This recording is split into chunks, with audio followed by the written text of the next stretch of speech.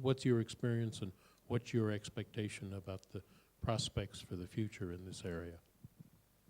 Well, it's a complicated issue, and as all of us have been in the industry any length of time, the U.S. government has gone to some length to improve the export licensing process.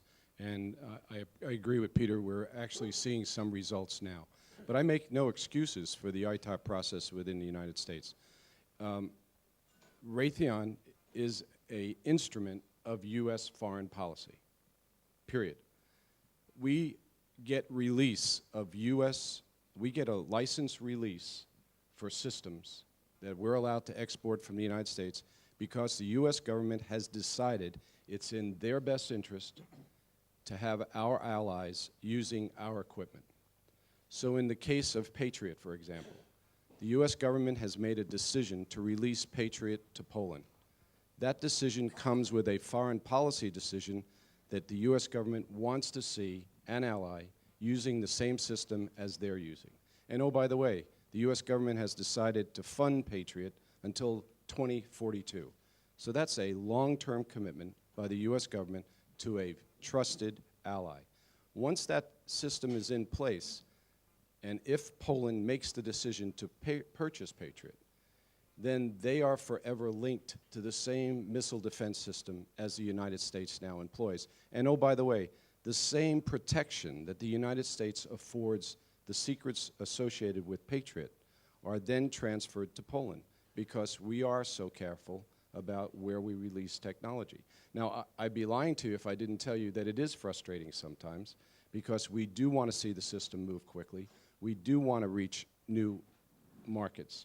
But the U.S. has in place a system that works. Is it frustrating? Yes. Is it time-consuming? Yes. But our allies benefit. It is a double-edged sword. It is slow to respond sometimes, but the benefits outweigh the risks, if you will, because at the end of the day, we are protecting a national asset which an ally has chosen to purchase at great expense. So. I want to thank the panel for, as far as I can tell, strictly adhering to about a 2.5, 3-minute rule. But I want to ask a question now which gives you a chance to get back at me. And I'll ask each of you briefly, what's the question I didn't ask, and what's the answer? The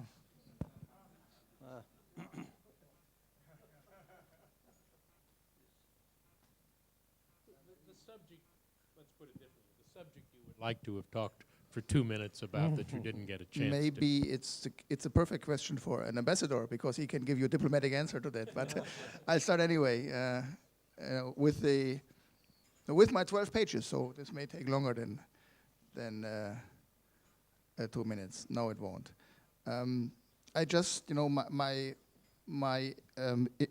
initial idea was to make you a little.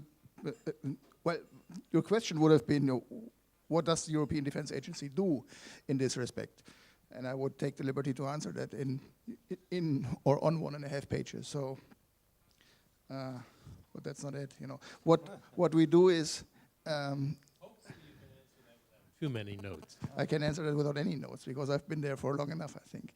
The European Defence Agency has in its mandate to look after the health of the European defence industry, the European Defence Industrial Base, and the European defence market. This is set out in the Lisbon Treaty. We have clear responsibilities there.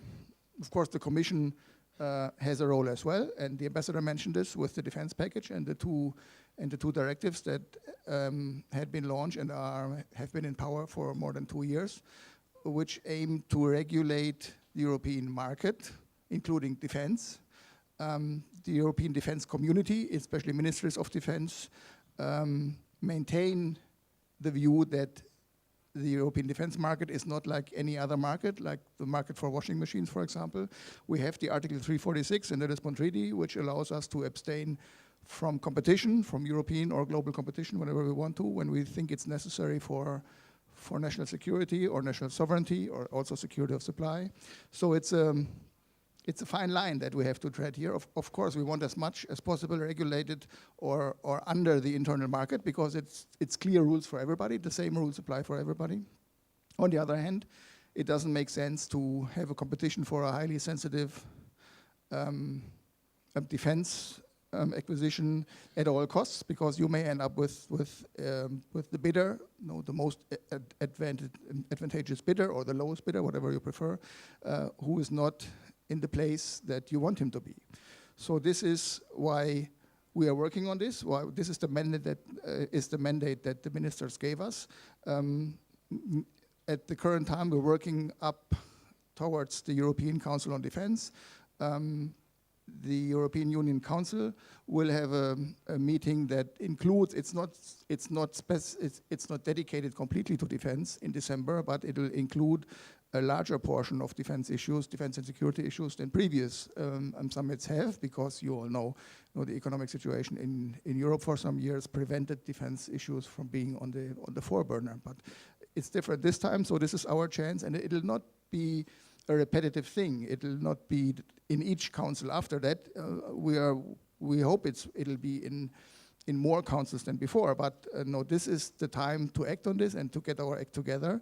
So we are preparing a number of proposals regarding European defense market and European defense industry for this council, and one of them is to look at the situation of small and medium enterprises in Europe, and this is of course is of utmost interest also for Poland, because you have a lot of these companies and you don't have the big contractors, but you have the industry that supports the prime contractors and are an economic factor in your country. So we're trying to remedy the situation for these companies as well. You're looking at your I have already looked at my watch. Thank you. Sorry.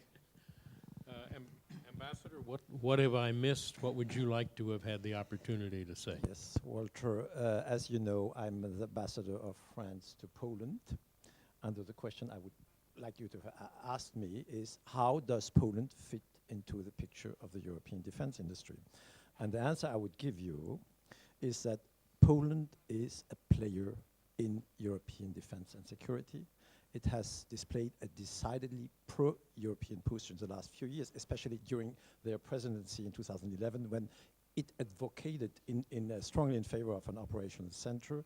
It's one of the few countries in Europe that keep taking defense and security seriously. Almost 2% of the GDP is earmarked for military expenditure. It has consistent plans for modernizing the helicopter fleet, modernizing its navy, modernizing its air and anti-missile defense. And, well, definitely it's a pro-European state country, and we heard that in the mouth of Minister Sikorski. Given that resolve, Poland is a legitimate player in the very core of the European defense industry, and actually it's already it has already a foot in that defense industry, since a subsidiary of EADS has a plant in Poland, Kaza. Thales has joined operations with Polish industry, and I would say the next phase of industry, of modernization of the Polish army, will offer an opportunity to integrate way further by fully embracing the European partnership which is on the table. And what does it consist in? It's one, a participation in the development of new projects or on an equal footing, not as a mere buyer from the shelf. It's an assurance to be fully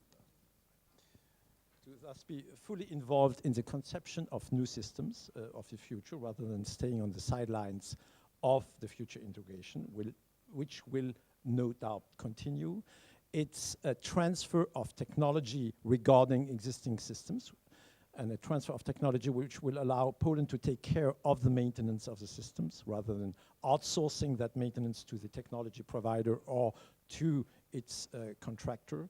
It is the assurance not to be denied access to black boxes and source codes, as we know that in defense industry there's more software today than hardware added in terms of added value. There's a part of that program is an access to the programs conducted by the main European defense industries under the aegis of OCCAR, European Defense Agency, and this includes research and development on dual-use technologies.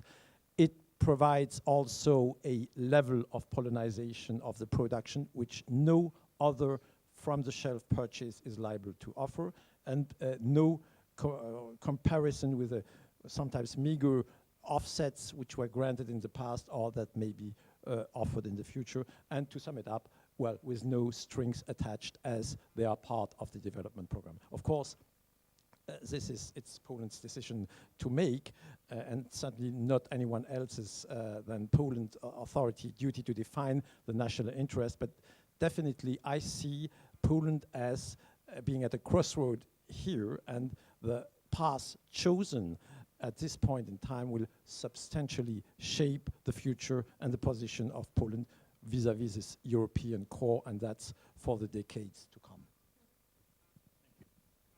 Bill?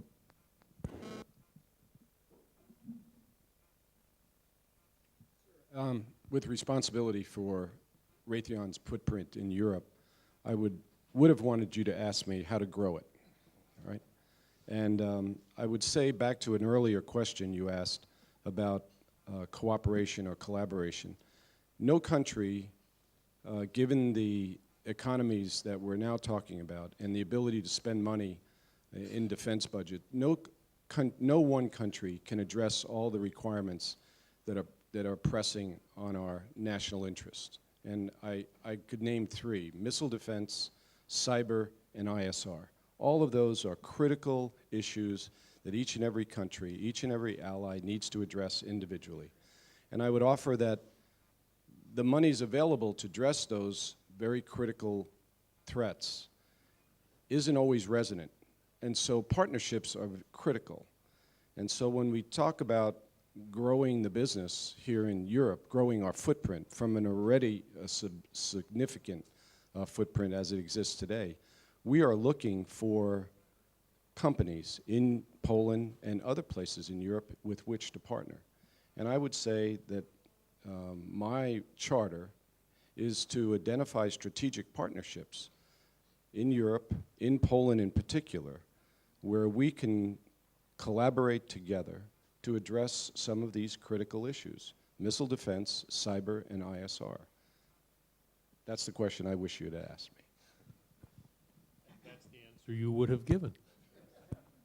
All right, now we're, haven't done such a bad job. I think we have about 15 minutes or 20 minutes for discussion with the audience. So if you'll raise your hand and wait for the mic to get to you, but we've got a swift-footed messenger who will get the mic to you.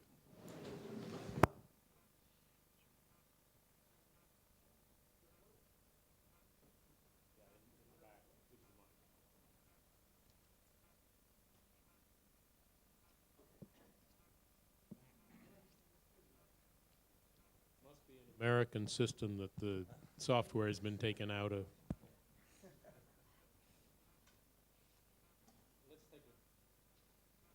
Let's take a question while we're getting that mic. Ma'am, by the side. Maybe if you stand up and talk real loud. Hi, thank you very much. A very interesting panel. Close to my heart. My name is Judy Dempsey, Chief Carnegie Europe. You talk about this partnership and you talk about all the problems.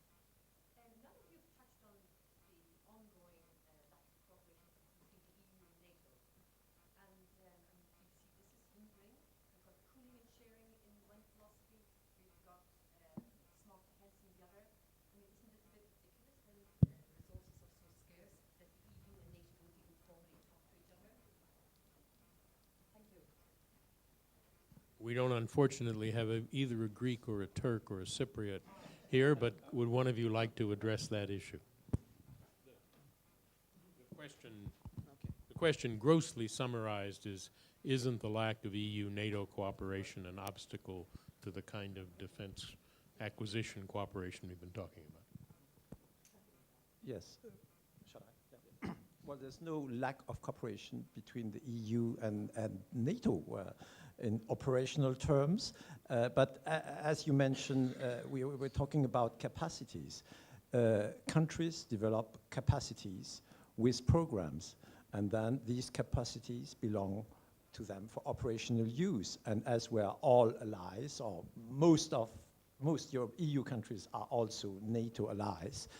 Those capacities are used whenever fit, and whether in a NATO environment or in an EU operation, its nations' capacities do not belong to NATO or to the EU. They belong to the nations which funded them, and that's NATO has always, NATO, as you know, has very few capacities of its own.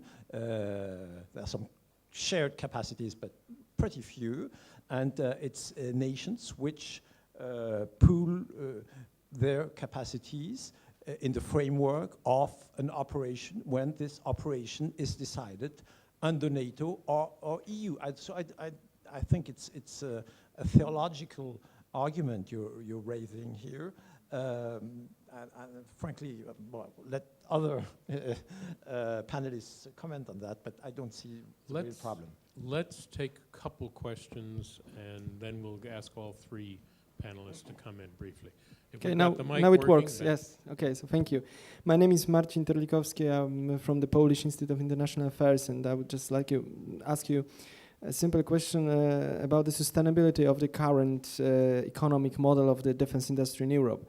I would argue, and correct me if I'm wrong, that given the austerity and given the soaring prices of the next generation of weapon system and support systems, even the level of the consolidation we have and the business as usual, which we are used to in the Western Europe, the letter of intent countries at least, is gone. I mean, the problem is that for me that there is no big European investment project. The funds for R&D in defense are very low, much lower than in comparing to the USA. The competition on the global markets is rising because of the rise of such countries like I mean the Russians, which are modernizing the defense industry, but there's also South Africa, Brazil. China is just trying to enter the market. So I would just argue I would just ask you, do you think that the model is the existing model of the big players which are interconnected in some joint ventures like NVIDIA or other, or have shares and co-shares? Is it sustainable? And if not, then what would be the cure? The transatlantic cooperation, more consolidation in Europe, more export, dual use technologies? Thank you. Other question? Peter?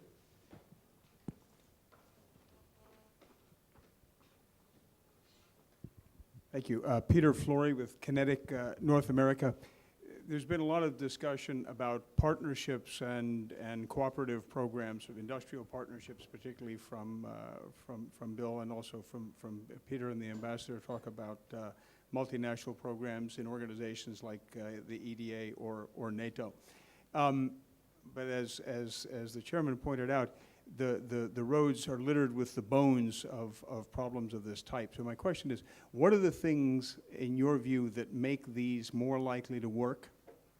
And what are some of the things that make them less likely to work? I mean, just to think of a couple of examples, the strategic airlift capability in NATO and the tanker program in the EU take advantage of existing not necessarily totally off the shelf, but existing capabilities.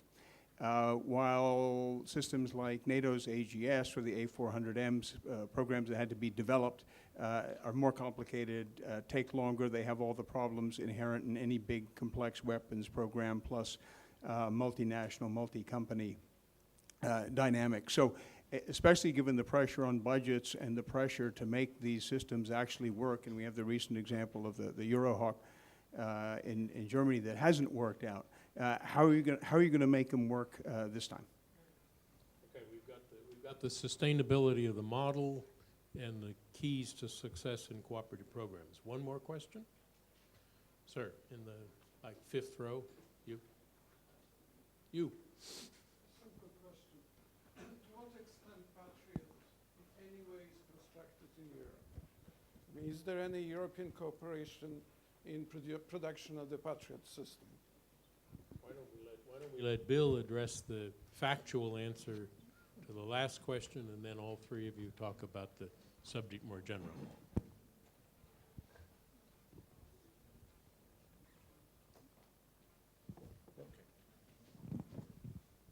Sir, to phrase the question, you're asking how does Patriot influence, or how does fielding of Patriot impact Europe? No, I think he's asking a simpler question. The question is, what, if any, is the European component of Patriot?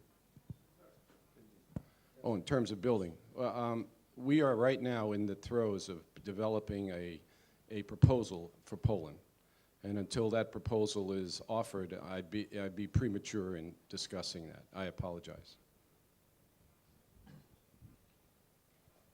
And why don't we begin with you, Peter, on the other questions, or if you have any.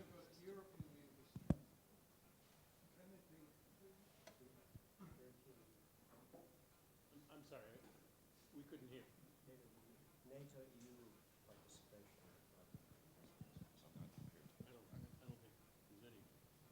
I'd be surprised if there's any formal institutional participation, but is there? Go ahead, Peter. Regarding the question in the back, EU market, future of the EU market, sustainability or go transatlantic. It's unfortunate that we don't have a representative of a European Union or European defense or security company on the panel. They could answer this, but the reality shows that that all the players are still in the market. So the European defense market, there must be something to it. I agree, it's on a level that we may think is too low, but it's also, as I said before, it's the responsibility of the governments, but also of EU institutions like the European Defence Agency, to show defense industry and defense and security industry that there is a future in the market and that they can, even on a lower level, and that they should invest in the companies because the governments invest in defense. I think transatlantic cooperation is a must, has always been a must. It's not where the Europeans would like it to be, but and it was very close to getting better when the US were in the process of deciding on their tanker contract, and it was very close for a substantial European participation in that. And I'm convinced it's only a question of time, not a question of if, but a question of when. And there will be a program where the US partners and European partners benefit on a scale like they would have on the tanker deal. Regarding Peter Flores' question, I think there are two key answers to that as far as my experience is concerned. It's the necessity to invest for European governments in defense. But the other issue is the European Union member states, EDA member states, should invest wisely, meaning they should really pool their demand, and we should not allow a program with 21 variants and military requirements that are like, that get out of control in the end. Because on the one hand, we know that that the industry likes this because this creates additional profits. On the other hand, we hear it more and more from industry themselves that they want more pooling of demand because we don't reach the economies of scale that we need to have. First like to answer Peter's question, because it will give me a foray into the other question. What makes things work? Well, in this business, what makes things work is political will. This is how we ended up with EADS, with Arianespace, with our DCNS, well, a number of programs and armaments which are not bones, very active, and they display efficiency on the battlefields of the world. And so this allows me maybe to pinpoint one important issue as well. It's an obvious statement, but armament, defense industry is like no other industry. It's not cars, it's not perfume, it's not toothpaste. It's even French movies. It is the precondition for strategic autonomy. And at least for the French government, strategic autonomy of assessment of situation, in terms of assessment of situation, evaluation and action is key to the way we comprehend our security. We have managed to convince a number of our European allies and friends that autonomy, strategic autonomy is important, and having a strong industrial, technological base in Europe is a key component of our security. And it's also, as we are among friends, this is also the interest of the United States. Now, sustainability of the model, I think this first statement says it all. This model is sustainable because it is necessary. We have to streamline it, and it has happened over. I mentioned this figure. The number of people employed in the defense industry has been halved in the last 10 years. That's a huge streamlining towards efficiency, an efficiency which has allowed us to make significant forays into third markets. I'll give you a chance at the last word, but let's see if we can get at least one more question in, if there is one. These two, very quickly, try to limit your question to 30 seconds.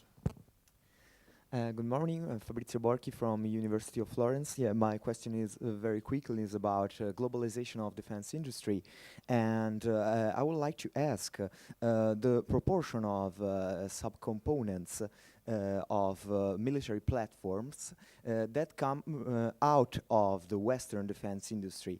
In other ways, some ways like the dependence of Western defense platforms from subcomponents, for example, produced in Japan or in Asia in particular.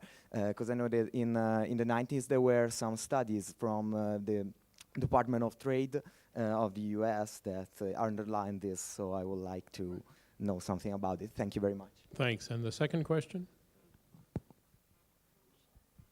Tomasz Szatkowski, DNCSS Warsaw.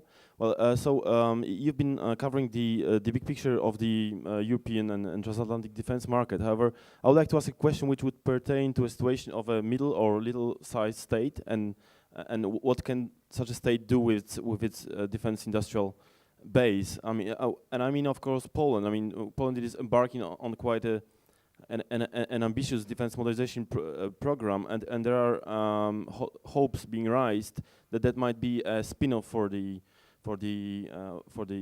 reindustrialization of the economy. However, as we all know, there are some limits to what can a small or medium state can achieve with its defense industrial base. So my question is what would you advise to authorities of such a state? I mean, how to best strike a good equilibrium between security needs and the ambition for reindustrialization, and then sustaining that defense industrial base? Thank you. The young lady will bring up a time saying we have no time, and Peter will miss his airplane if we don't conclude very quickly. But let me start with you, Bill, on these questions. Those are two great questions. I apologize, but I can't answer the first one. I would tell you that between Europe and the United States, it represents some 2/3 of the defense market in the world, right? So 66+% of all the money spent on defense goods and services come out of Europe and the United States. And I suggest that perhaps at least that amount the subsystems you're talking about are manufactured in those same countries. Beyond that, I apologize. To your question, sir, I would tie it to Peter's question. We have extensive, and in my career of 30+ years, I've had extensive experience not only in joint ventures with companies, but also with countries. And I would tell you, two things spell success. One, a shared vision. Both sides have to have the same goal in mind, number one. Two, a long-term view. Whatever country you decide, whatever country you're using as an example, a short-term program to buy a tank or to buy an airplane, to buy a missile, If that's the way both the company that you're dealing with and the country is dealing with its issues, the short-term goals will never sustain you over the long term. So in the case of Poland, you have enormous capability in this country. You're looking for partners to grow that capability, both from an engineering standpoint, a technological standpoint, and an economic standpoint. You have to choose those partners carefully. I would say that look for someone who shares your vision, look for someone who will share that vision over generations, not in the short term. That's a very short answer, but based on my experience, that's the way I would take that question. Thank you. You will now be in charge of deciding how nearly you miss your airplane. Okay, I'll be very short. I mean, this is the perfect answer to both questions. To the first, now regarding the first questions, we're looking into that because this is one consequence of European defense companies through exports losing technologies to third countries or intellectual property rights. And we're looking into this because this may become a problem that we call the dependency on non-European sources. That's a serious concern in Europe. And the second one, yes, the governments have to make sure that their small, medium enterprises can participate in the European marketplace, in the global marketplace, through information, through education, and through support. Thank you.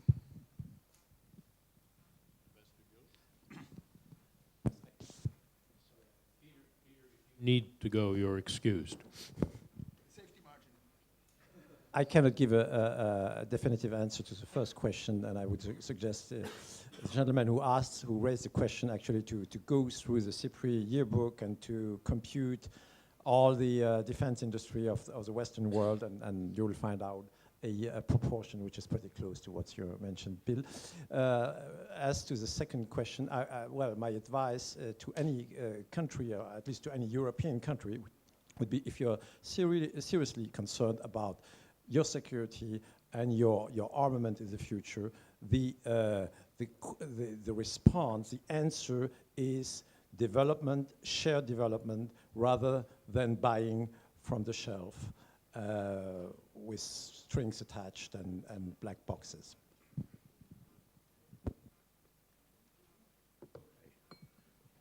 Thank you all very much.